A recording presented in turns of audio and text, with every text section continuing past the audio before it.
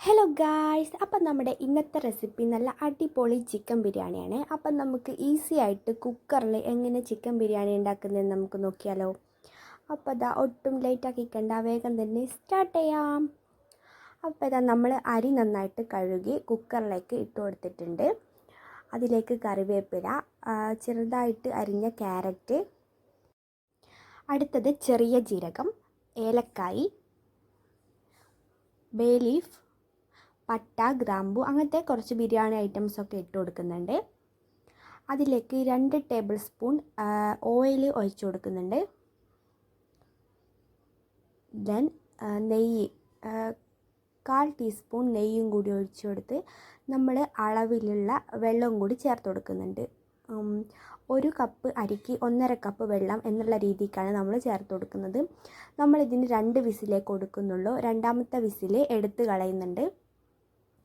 അപ്പോൾ ഇതാ നമ്മളെ റൈസ് 1/4 ഭാഗം വേവായിട്ടുണ്ട്. അപ്പം നമുക്ക് വേറൊരു പാത്രത്തിലേക്ക് മാറ്റി കൊടുക്കാം. അതിലേക്ക് മല്ലിയില, പുതിനയില അരിഞ്ഞത് നമുക്ക് ചേർത്ത് കൊടുക്കാം. ദെൻ വേറെ കളറിന് വേണ്ടിയിട്ട് നമ്മൾ ലൈം ജ്യൂസിലേക്ക് കുറച്ച് മഞ്ഞൾപ്പൊടി ഇട്ട് അതിലേക്ക് ഒഴിച്ച് കൊടുക്കുന്നത് കളറിന് വേണ്ടിയിട്ട്. അടുത്ത നമുക്ക് ചിക്കൻ റെഡിയാക്കിയെടുക്കാം. ഒരു പാത്രത്തിലേക്ക് ഒരു 2-3 ടീസ്പൂൺ വെളിച്ചെണ്ണ ഒഴിച്ചു കൊടുക്കുക. അതിലേക്ക് ഒരു 3 സവാള അരിഞ്ഞത് ചേർത്ത് കൊടുക്കാം.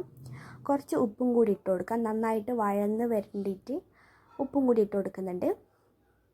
ഇഞ്ചി, പച്ചമുളക്, വെളുത്തുള്ളി, കുരുമുളക് എന്നിവ ചതച്ച് നമുക്ക് ഇതിലേക്ക് ഇട്ട് കൊടുക്കുന്നുണ്ട്. നന്നായിട്ട് വഴറ്റി കൊടുക്കുന്നുണ്ട്. നന്നായി വഴന്ന് വന്നതിന് ശേഷം കുറച്ച് ആവശ്യത്തിന് മഞ്ഞൾപ്പൊടി ഇട്ട് കൊടുക്കുന്നുണ്ട്. അതും നന്നായിട്ട് ഇളക്കി യോജിപ്പിച്ച് കൊടുക്കുക. ദെൻ മുളക് പൊടി, ആവശ്യത്തിന് മുളക് പൊടിയും കൂടി ഇട്ട് കൊടുക്കുന്നുണ്ട്. 2 തക്കാളി അരിഞ്ഞതാണ് നമ്മൾ ഇതിലേക്ക് ചേർത്ത് കൊടുക്കുന്നത്. നന്നായിട്ട് വഴറ്റി കൊടുക്കുക.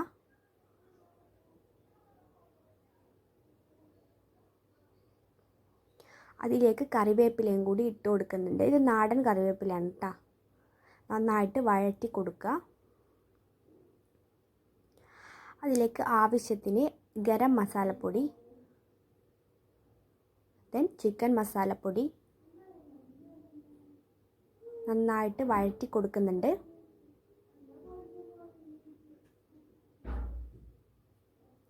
നമ്മൾ ചിക്കൻ ഉപ്പും മഞ്ഞൾപ്പൊടിയും മുളക് പൊടിയും ഇട്ട് 2-3 വിസിൽ കൊടുത്തിട്ട് എടുത്തിട്ടുണ്ട്. അത് നമുക്ക് ഈ മസാലയിലേക്ക് ചേർത്ത് കൊടുക്കുന്നുണ്ട്. അതിൻ്റെ വെള്ളവും നമ്മൾ ചേർത്ത് കൊടുക്കുന്നുണ്ട്.